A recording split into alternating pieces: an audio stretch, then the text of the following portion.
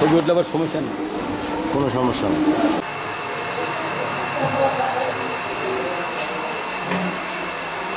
এক বছর আগে বলছিলাম, তখন রুম দেখাইছি ভাঙ্গা ছিল, বলছে যে ঠিক করে দিব, পরে আর ঠিক করে দেয়নি। 1 বছর 3 মাস আসছে।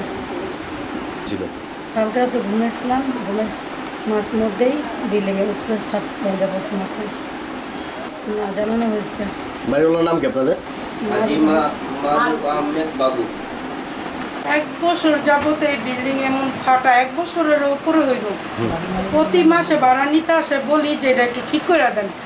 ওনারা বলে যে এখন ঠিক করতে পারবো না, এই আগামী মাসে ঠিক করবো। এমন আগামী মাস করতে করতে আজকে মালিকের নাম কি? হাজি মারুফ বাবু থাকে। হ্যাঁ, তারপর আপনার বলার পরে কি বললো? বলার পরে প্রতি মাসে ভাড়া নিতে আসে আর বলে সামনের মাসে ঠিক করে দেন। পরে লাস্ট ফিনিশিং এসে 1 বছর চলে গেছে গা। 1 বছর পরে বলে যে 50,000 টাকা অ্যাডভান্স দিতে হইব, তাইলে এই বাসা ঠিক করে দিব।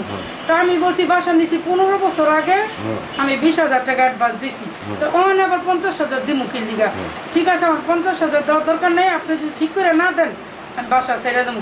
আজকে 2 মাস যাবত ওনারা বললে দিছে, আমি বাসা ছেড়ে দিছি। প্রায় 1:30 পৌনে 2 হইব, দিয়ে একটা শব্দ পাইলাম। শব্দ পাওয়ার পরে কান্নাকাটি করতেছে, ও ভাই গো, ভাবি গো, আমার বাঁচান।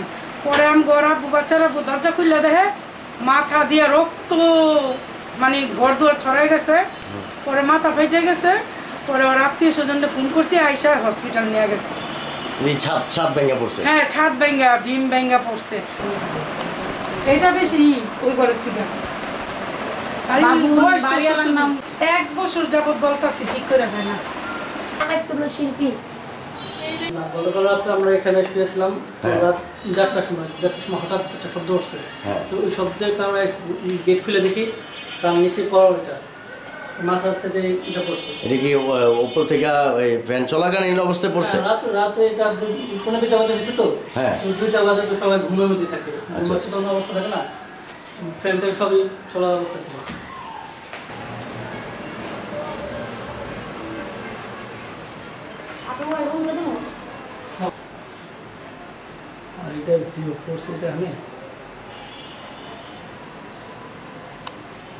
কিন্তু ওনারা প্রতি মাসে বাসা নিতে ভাড়া নিতে আসে আর বলে যে আমি এটা ঠিক করে দেবো, কিন্তু ঠিক করে দেয় না। 1 বছর যাওয়ার পরে এটা আস্তে আস্তে আরও বড় আকারে দাঁড়াইতেছে। বাচ্চারা শুয়ে থাকে, উপর থেকে চাকা পরে ইটের। এখন আমার ভিতরে ভয়, আমি বাসা ছেড়ে দিচ্ছি।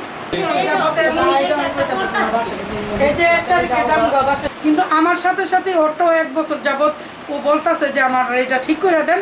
ওরও বলতেছে প্রতি মাসে ভাড়া নিতে আসে আর বলে আগামী মাসে ঠিক করে দেবো, আবার ভাড়া নিতে আসে বলে আগামী মাসে, কিন্তু ঠিক আর করে দেয় না। এই ঘটনাটা কি বাড়িওয়ালার গাফলতির কারণে হলো? বাড়িওয়ালার সাথেও আমি কথা বলছিলাম যে মামা আমার এটা ঠিক করে দেন। তো উনি বলছে 50,000 টাকা অ্যাডভান্স দাও, তাহলে ঠিক করে দেবো। তো আমি বললাম এটা কোনো কথা হইলো? আপনার বাসা তো আর আমি রানিং নেই, আমি নিচে আরো 15 বছর আগে, তখন আমি 20,000 টাকা অ্যাডভান্স দিছি। তো এখন আবার 50,000 টাকা আমি কোন কারণে দেবো?